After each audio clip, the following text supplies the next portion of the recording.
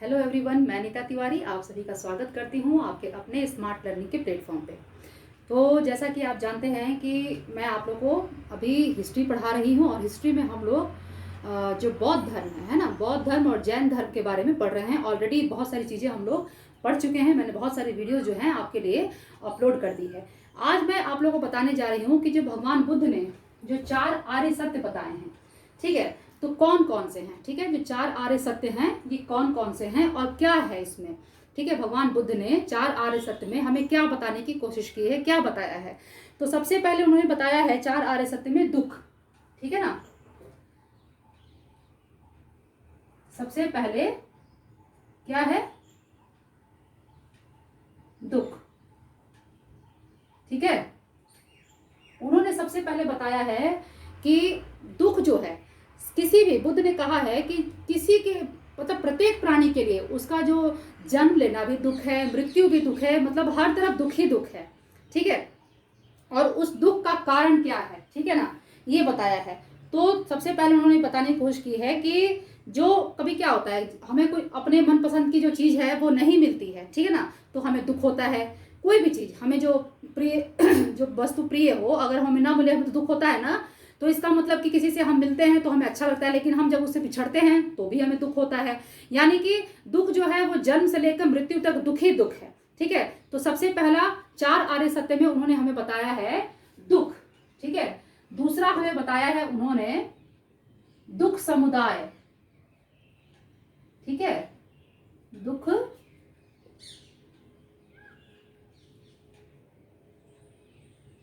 समुदाय। ठीक है, दुख समुदाय में इन्होंने क्या कहा है कि ये जो दुख है, ठीक है, इनके मूल कारण, दुख समुदाय में हमें इनके मूल कारणों को बताया गया है, जिसमें कि जो हमारी तृष्णा है, हमारी जो इच्छा है, ठीक है, वो है दुख समुदाय में जो मूल कारण है। दुख का कारण क्या है, हमारी इच्छाएं। ठीक है, हमारी जब इच्छा की पूर्ति नहीं होती है तो हमें दुख होता है ना। तो इसीलिए दुख समुदाय के अंतर्गत आता है हमारी जो तृष्णा है, ठीक है, तृष्णा, हमारी जो इच्छा है, ठीक है, ये सारी चीजें क्या हैं, ये सब दुख समुदाय के अंतर्गत आती हैं। यानी कि पहला जो है 4 आर्य सत्य में पहला है जो है कि दुख। दुख जो है वो संसार में चारों तरफ है, संसार में चारों तरफ है। ठीक है, हम किसी से मिलते हैं तो दुख, मिलना भी दुख, बिछड़ना भी दुख। मिलना दुख किस लिए कि मिलने के बाद हमें जो बिछड़ने की जो वेदना है वो होती है। ठीक है ना, जन्म लेना भी दुख है और मरना भी दुख है। उसके बाद दूसरा हमें बताया गया है दुख समुदाय। तो दुख समुदाय के अंतर्गत आता है जो हमारी तृष्णाएं हैं, हमारी जो इच्छाएं हैं। ठीक है, तो हमारी इच्छाओं की जब पूर्ति नहीं होती है तो हमें दुख होता है। तीसरा है हमारा क्या, दुख निरोध। ठीक है, तीसरा है हमारा दुख निरोध।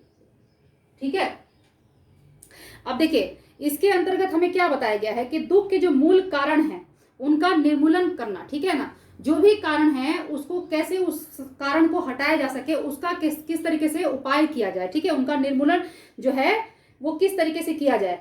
तो जब दुखों का अंत होगा तो क्या होगा, तो व्यक्ति को निर्वाण की प्राप्ति होगी। भगवान बुद्ध ने कहा कि जब दुखों का अंत होगा तो मनुष्य को निर्वाण की प्राप्ति होगी, यानी कि उसको मोक्ष की प्राप्ति होगी। निर्वाण का मतलब जन्म और मृत्यु का जो चक्र है उससे उसको मोक्ष मिल जाता है। ठीक है, मनुष्य को निर्वाण का मतलब होता है कि जन्म और मृत्यु के, ठीक है, निर्वाण का मतलब क्या हुआ,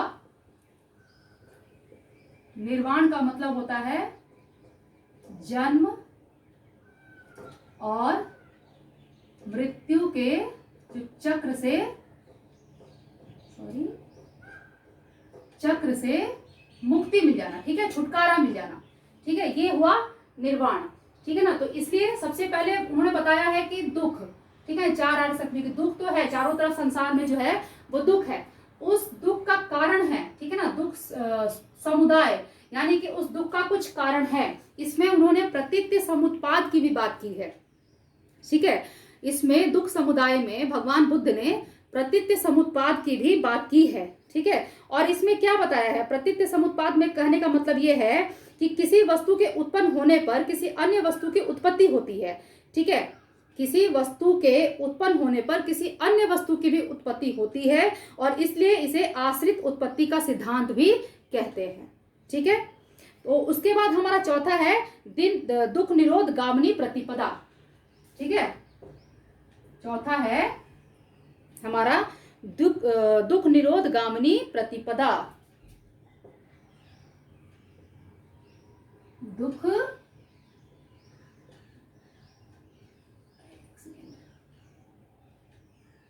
निरोध गामिनी प्रतिपदा, ठीक है। अब इसके अंतर्गत हमें क्या बताया जाता है, इसके अंतर्गत भगवान बुद्ध ने क्या बताया है कि जो दुख निरोध हेतु किस मार्ग का अनुसरण किया जाना चाहिए, ठीक है ना। उन्होंने बताया कि हमें ऐसा कौन सा मार्ग अपनाना चाहिए जिससे कि दुख से हमें छुटकारा मिल सके।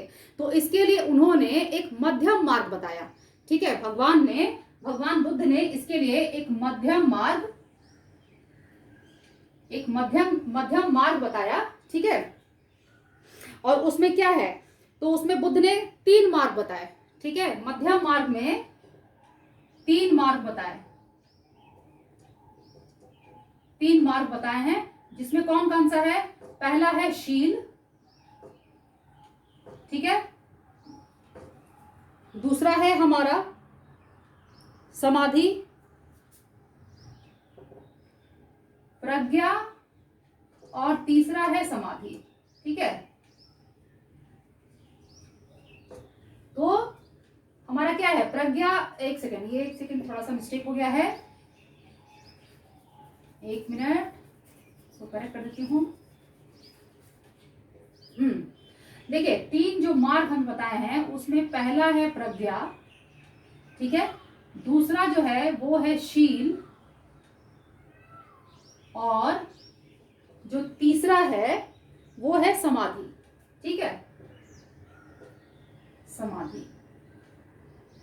तो ये जो है ये भगवान बुद्ध ने 4 आर्य सत्य बताए हैं, जिसमें कि सबसे पहले दुख है, उसके बाद दुख समुदाय है, उसके बाद आता है दुख निरोध और उसके बाद आता है कि दुख निरोध गामिनी प्रतिपदा, यानी कि कौन सा ऐसा मार्ग अपनाया जाए जिससे कि मनुष्य को अपने दुखों से छुटकारा मिल सके, ठीक है ना। तो उसके लिए उन्होंने 3 मार्ग बताए हैं, जिसमें कि पहला है प्रज्ञा, दूसरा है शील और तीसरा है समाधि। ये एक मध्यम मार्ग है, ठीक है। उन्होंने कहा कि एक मध्यम मार्ग को अपनाकर, भगवान बुद्ध का कहना था कि हर किसी को अपना गृह त्याग करने की जरूरत नहीं है, ठीक है ना। अपने दुख के निवारण के लिए हर किसी को अपने गृह को त्यागने की आवश्यकता नहीं है। उसके लिए घर में रह करके एक मध्यम मार्ग को अपना करके भी मनुष्य जो है वह अपने दुखों से मुक्ति पा सकता है, ठीक है। तो उसके लिए उन्होंने ये 3 मार्ग बताए, प्रज्ञा, शील और समाधि। अब इनके अंतर्गत आप सोचेंगे कि मध्यम मार्ग के अंतर्गत तो 8 चीजें बताई गई हैं जिसे अष्टांगिक मार्ग कहा जाता है, तो उसे भी हम अभी आगे समझेंगे। लेकिन उससे पहले उन्होंने जो 3 मार्ग बताए हैं, ठीक है ना, 3 मार्ग प्रज्ञा, शील और समाधि। अब आगे जो इसमें जो 8 हैं, ठीक है ना, जो अष्टांगिक मार्ग जिसे आप जानते हैं, उनको हम आगे इसी में एक्सप्लेन करेंगे, ठीक है। तो चलिए आगे हम देखते हैं कि आगे इसमें हमें क्या बताया जा रहा है।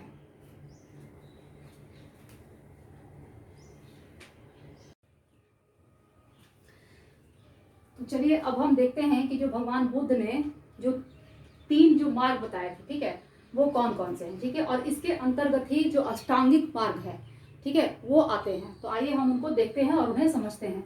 तो सबसे पहले प्रज्ञा, ठीक है, उन्होंने बताया था ना प्रज्ञा, शील और समाधि, ठीक है ना। प्रज्ञा, शील और समाधि उन्होंने 3 मार्ग बताए हैं, ठीक है, सभी के लिए, जो कि अपनी जो उनके जो दुख हैं उन दुख से छुटकारा पाने के लिए, किसी भी मनुष्य को अपने दुख से छुटकारा पाने के लिए 3 जो मार्ग बताए गए हैं उनका अनुसरण करके वो अपने दुख से जो है छुटकारा प्राप्त कर सकता है, ठीक है।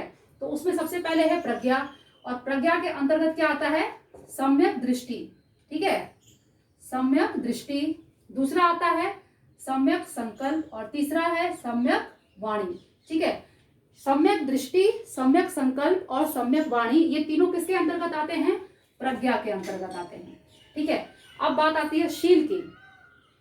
तो यहां पर आता है सम्यक कर्मान और सम्यक आजीव। ठीक है, सम्यक कर्मांत और सम्यक आजीव ये किसके अंतर्गत आते हैं? शील के अंतर्गत। और तीसरा हमारे बार बताया गया है समाधि। ठीक है, इसके अंतर्गत आता है सम्यक व्यायाम, सम्यक स्मृति और सम्यक समाधि। ठीक है, तो ये कुल जो 3 मार्ग उसके अंतर्गत जो ये 8 बताए गए हैं, ठीक है, इन्हें ही हम अष्टांगिक मार्ग कहते हैं। ठीक है, इन्हें ही जो है ये टोटल जो यहां से लेकर के और यहां तक है, इन सभी को हम अष्टांगिक मार्ग कहते हैं। ठीक है, अष्टांगिक मार्ग कहते हैं।